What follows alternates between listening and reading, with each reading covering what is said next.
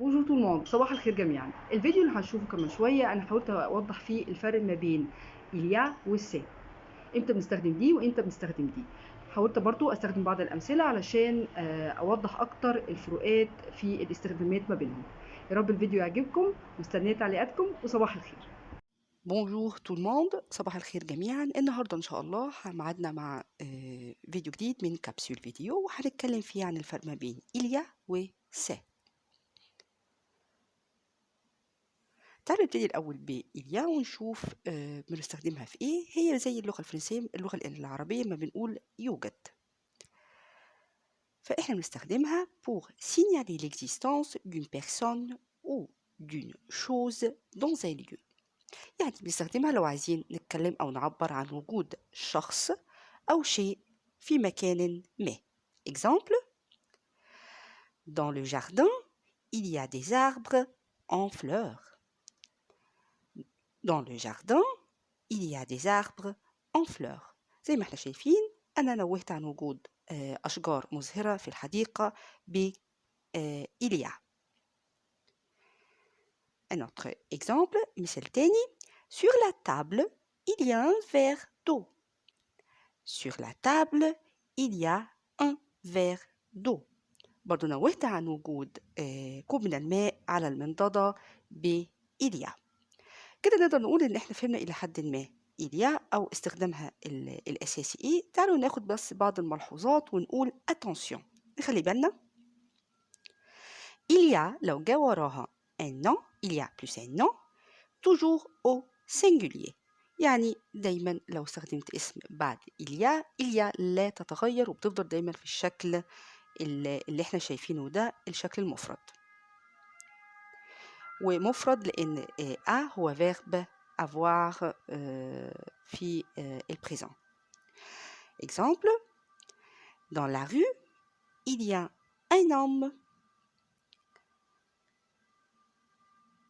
Dans la rue, il y a 10 hommes. لاحظنا إن un homme لما كان رجل واحد استخدمت برضو il y a، و a اللي هو verbe avoir ما تغيرش، كان في السنجولير.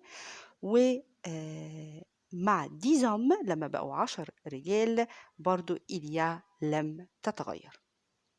Je répète la lecture. Dans la rue, il y a un homme. Dans la rue, il y a 10 hommes. Attention، تاني برضو نخلي بالنا إن le lieu n'est pas nécessairement exprimé. يعني لما أنا بتكلم بإليا بنوه عن وجود شخص أو شيء، مش شرط إن أنا أقول المكان فين بالظبط. Exemple: à 8 heures, il y a un film. المفروض إن أنا بنوه إن في فيلم هيجي في التلفزيون أو ممكن في السينما، بس مش شرط إن أنا أقول على تلفزيون وأكمل أو أكمل وأقول au cinéma. Je répète la lecture. À 8 heures, il y a un film. À la télévision, au cinéma. ممكن أقولهم وممكن ما أقولهمش. طيب تعالوا نتكلم دلوقتي عن سي والجمع بتاعها ce sont. إمتى بيستخدموا؟ pour identifier une chose ou une personne. إحنا كنا في إليا بننوه عن وجود شخص أو شيء، هنا بنتكلم عن هوية الشخص أو الشيء ده. Exemple: c'est une pomme. Ce sont des pommes. C'est un acteur. Ce sont des acteurs. Je répète, c'est une pomme. Ce sont des pommes. C'est un acteur. Ce sont des acteurs. عايزة أنوه بس على الليزون اللي بتتعامل ما بين التي كونسون والفويال اللي بيجي وراها في الكلمة اللي بعدها. C'est une, c'est un.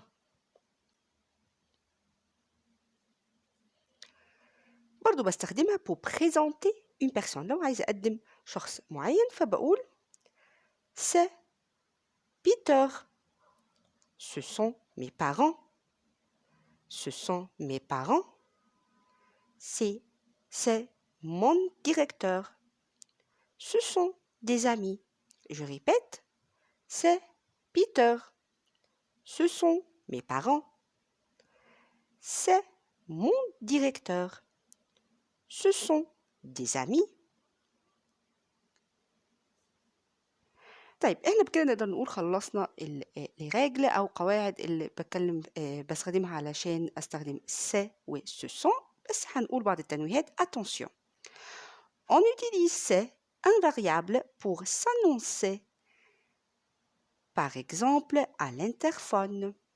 يعني أنا باستخدم c'est الinvariable اللي ما بتتغيّرش، يعني ما بتبقاش ce sont لو أنا باعلن عن وجود أو حد بيعلن عن وجوده أو باعلن عن وجودي لشخص معيّن، زي مثلًا ما باعلن عن وجودنا في الintercom مثلًا، لو أنا باتكلم أو اتصلت على حد بالintercom فباقول أنا أهو أو أنا موجود. تعالوا نشوف des exemples.